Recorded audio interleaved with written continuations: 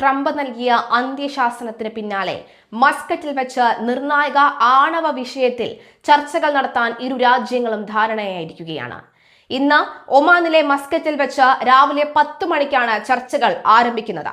Iran വിദേശകാര്യമന്ത്രി Abbas അരഗചി ഇതുമായി ബന്ധപ്പെട്ട കൂടുതൽ വ്യക്തത വരുത്തിയിട്ടുണ്ട്.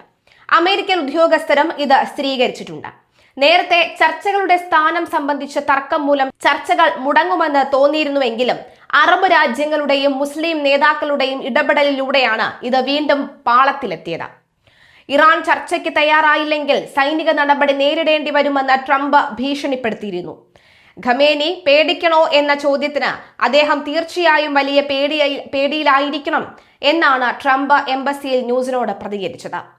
ട്രംപിന്റെ കൊലവിളി തുടരുകയാണ്. ഖമേനി പേടിക്കണം കേട്ടോ എന്ന ഒറ്റ വാചകം കൊണ്ട് ട്രംപ് തന്റെ നിലപാട് വ്യക്തമാക്കി കഴിഞ്ഞു. കഴിഞ്ഞ ജൂലൈ 12 ദിവസത്തെ യുദ്ധത്തിൽ ഇറാന്റെ ആണവ പ്ലാന്റുകൾ തകർത്ത അമേരിക്ക ഇനിയും പുതിയ പ്ലാന്റുകൾ തുടങ്ങാൻ ശ്രമിച്ചാൽ ഈ ഭവിഷ്യത്ത് ഗുരുതരമായിരിക്കുമെന്ന മുന്നറിയിപ്പ് നൽകിയിട്ടുണ്ട്.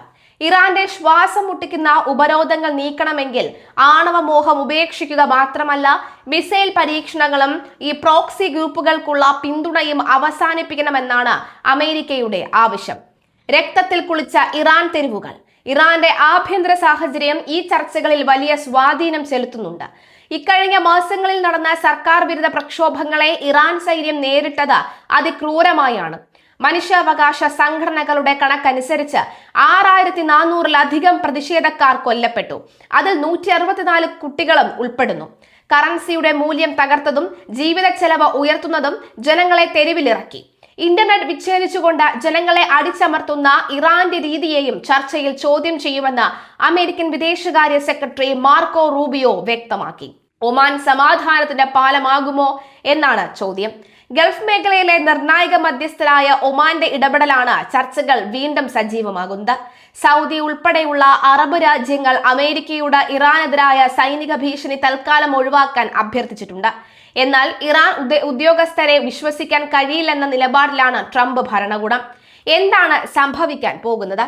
ആണവായുധങ്ങൾ വേണ്ടെന്ന കാര്യത്തിൽ ട്രംപും തങ്ങളും യോജിക്കുന്നുവെന്ന് ഇറാൻ വിദേശകാര്യമന്ത്രി അബ്ബാസ് അരാഗചി പറയുമ്പോഴും ഉപരോധങ്ങൾ നീക്കാതെ ഒരു വിട്ടുവീഴ്ചയ്ക്കും തയ്യാറല്ലെന്ന് ഇറാൻ വ്യക്തമാക്കുന്നു.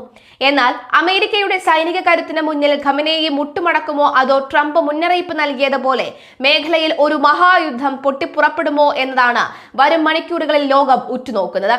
ഏതായാലും പാകിസ്ഥാനിൽ നിന്നുകൂടി ഒരു വാർത്ത വരുന്നുണ്ട്. യുഎസും ഇന്ത്യയും തമ്മിലുള്ള പുതിയ വ്യാപാര കരാർ രാജ്യാന്തര തലത്തിൽ ചർച്ചയാകുന്നതിനിടയിൽ യുഎസുമായുള്ള ബന്ധത്തിനായി വിട്ടുവീഴ്ചകൾ ചെയ്തതിൽ അയൽരാജ്യമായ പാകിസ്ഥാനിൽ ഭരണകൂടത്തിനെതിരെ ജനരോക്ഷം ഇരമ്പുന്നു. യുഎസുമായി ഇന്ത്യ ഒപ്പിട്ട പുതിയ വ്യാപാര കരാറും അതിന് പിന്നാലെ പാകിസ്ഥാൻ നേരിടേണ്ടി വന്ന തിരിച്ചടികളുമാണ് ഇപ്പോൾ ചർച്ചാ വിഷയം. ട്രംപിനോട് പാക് പ്രധാനമന്ത്രിയും സൈനിക മേധാവിയും അമിതമായ വിധേയത്വം കാട്ടിയിട്ടും പാകിസ്ഥാൻ ലഭിച്ചതിനേക്കാൾ മികച്ച പരിഗണന ഇന്ത്യക്ക് ലഭിച്ചതാണ് പാക് പൗരന്മാരെയും രാഷ്ട്രീയ നിരീക്ഷകരെയും പ്രകോപിപ്പിച്ചിരിക്കുന്നത്. ഫെബ്രുവരി 2 പ്രഖ്യാപിച്ച പുതിയ വ്യാപാര നയമനുസരിച്ച് ഇന്ത്യൻ ഉൽപ്പന്നങ്ങൾക്ക് യുഎസ് ഏർപ്പെടുത്തിയിരിക്കുന്ന തീരുവ 18%. എന്നാൽ പാകിസ്ഥാൻ ഉൽപ്പന്നങ്ങൾക്ക് ഇത് 19% തുടരുന്നു. വെറും ഒരു ശതമാനത്തിന്റെ വ്യത്യാസമല്ലേ എന്ന് തോന്നുമെങ്കിലും ആഗോള വിപണിയിൽ ഇത് വലിയ ചലനങ്ങൾ സൃഷ്ടിക്കുന്നുണ്ട്. ട്രംപിനെ നോബൽ സമ്മാനത്തിന് ശുപാർശ ചെയ്തും സമാധാന ബോർഡിൽ ഉൾപ്പെടുത്തിയും സ്വാധീനിക്കാൻ ശ്രമിച്ച പാകിസ്ഥാന് ഈ ഒരു ശതമാനത്തിന്റെ അധിക ഭാരം കടുത്ത നയതന്ത്ര പരാജയമായാണ് വിലയിരുത്തപ്പെടുന്നത്. പാകിസ്ഥാൻ സർക്കാരിന്റെയും സൈനിക നേതൃത്വത്തിന്റെയും പരാജയത്തെ പരിഹസിച്ച് സമൂഹ മാധ്യമങ്ങളിൽ വലിയ പ്രതിഷേധമാണ് ഉയരുന്നത്. ഉമർ അലി എന്ന എക്സ് ഉപഭോക്താവ് പാക് സൈനിക മേധാവി ജനറൽ അസിം മുനീറിനെതിരെ രൂക്ഷമായ പരിഹാസമാണ് ഉയർത്തിയത്. ട്രംപും മോദിയും ഒന്നിച്ചുള്ള ഈ മാസികയുടെ കവർ ചിത്രത്തിന് മുന്നിൽ അപൂർവ ധാതുക്കളുടെ പെട്ടിയുമായി നിൽക്കുന്ന ഫീൽഡ് മാർഷലിന്റെ AI ചിത്രം പങ്കുവെച്ചുകൊണ്ട് പാകിസ്ഥാന്റെ അവസ്ഥയെ വഞ്ചിക്കപ്പെട്ട ഒരു കാമുകിയോട് അദ്ദേഹം ഉപമിച്ചു. സെയിൽസ്മാൻ ഇൻ ചീഫ് തന്ത്രം പരാജയപ്പെട്ടു. അഫ്ഗാനിസ്ഥാനിൽ നിന്നുള്ള ധാതുക്കൾ തടി കൊണ്ടുള്ള പെട്ടിയിലാക്കി നൽകാം, പക്ഷേ അത് നൽകി ബഹുമാനം വാങ്ങാൻ കഴിയില്ല എന്ന് അദ്ദേഹം കുറിച്ചു. അങ്ങനെ ആ കുറിപ്പിൽ നിന്നുമാണ് ഇപ്പോഴുള്ള ചർച്ചകൾ പ്രധാനമായും ഉയരുന്നത്. ട്രംപ് ഫീൽഡ് മാർഷലിനെ ഒരു കാമുകിയെ പോലെയാണ് പരിഗണിച്ചത്. അവർ തന്റെ കാമുകനെ എല്ലാ നിയമവിരുദ്ധവും വൃത്തികെട്ടതുമായിട്ടുള്ള ജോലികൾ ചെയ്യിക്കുകയും എന്തെങ്കിലും കൊടുക്കാനോ വാങ്ങാനോ സമയം വരുമ്പോൾ എന്റെ കുടുംബത്തിന്റെ തീരുമാനം അനുസരിക്കാൻ ഞാൻ നിർബന്ധരാകുന്നു എന്നേ പറയുകയുള്ളൂ. എന്റെ ശരീരം ഭർത്താവിൻ്റെതായിരിക്കും, പക്ഷേ എന്റെ ആത്മാവ് എപ്പോഴും നിങ്ങളുടേതായിരിക്കുമെന്ന് പരിഹസിക്കുകയും മോദിയും ട്രംപും ഒന്നിച്ച് പ്രത്യക്ഷപ്പെടുന്ന മാസികയുടെ കവറിന് മുന്നിൽ ഫീൽഡ് മാർഷൽ അസീം മുനീർ അപൂർവ ധാതുക്കളുടെ പെട്ടിയുമായി നിൽക്കുന്ന ഒരു AI ചിത്രവും പങ്കുവച്ചിട്ടുണ്ട്. US-ഉമായി പാകിസ്ഥാൻ മാസങ്ങളോളം നടത്തിയ നീണ്ട ഔദ്യോഗിക ചർച്ചകൾക്കൊന്നും കാര്യമായ ഫലം കണ്ടിട്ടില്ലെന്ന് വിമർശനങ്ങൾ പറയുന്നു.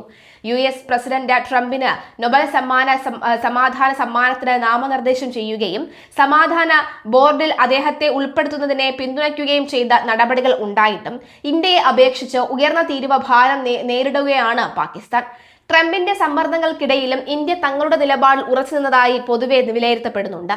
ഇതിനിടെ ഇന്ത്യ ഗേറ്റിന്റെയും പ്രധാനമന്ത്രി നരേന്ദ്രമോദിയും ഒന്നിച്ചുള്ള ഫീച്ചർ പ്രസിദ്ധീകൃതമായ മാസികയുടെ മുഖചിത്രത്തിന്റെയും ചിത്രങ്ങൾ ട്രംപ് പങ്കുവച്ചു.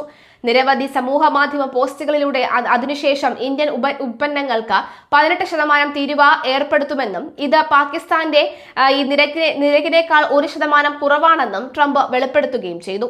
എന്നാലും ആ വെളിപ്പെടുത്തലിന് പിന്നാലെയാണ് പാകിസ്ഥാനിൽ നിന്നും ഇത്തരം ചർച്ചകളും വരുന്നത്. മുൻ പാക് മന്ത്രി ഹമദ് അസ്ഹാർ കരാറിനെ സാഹചര്യപരമായ പരാജയമായിട്ടല്ല, തന്ത്രപരമായ പരാജയമായാണ് ചിത്രീകരിച്ചത്. 21-ാം നൂറ്റാണ്ടിലെ വിദേശ നയം കാഴ്ചപ്പാടുകളെയോ വ്യക്തിബന്ധങ്ങളെയോ കുറിച്ചുള്ളതല്ല. ഇത് സാമ്പത്തിക ശക്തി, തീരുവകൾ, വിപണി പ്രവേശനം എന്നിവ ഉപയോഗപ്പെടുത്തുന്നതിനെ കുറിച്ചാണ്. യൂറോപ്യൻ യൂണിയനും US-ഉമായുള്ള ഇന്ത്യയുടെ സമീപകാല വ്യാപാര ഇടപാടുകൾ ഇത് തെളിയിക്കുന്നുണ്ട്. ഈ മുഖസ്തുതിയും ഫോട്ടോ ഓപ്പറേഷനുകളും ഉപയോഗശൂന്യമാണ്, അസ്ഹാർ എക്സിൽ കുറിച്ചു. ഫെബ്രുവരി 2-ന് പ്രഖ്യാപിച്ച കരാറിൽ ഇന്ത്യയിൽ നിന്നുള്ള ഇറക്കുമതികൾക്കുള്ള തീരുവ 18% കുറച്ചു.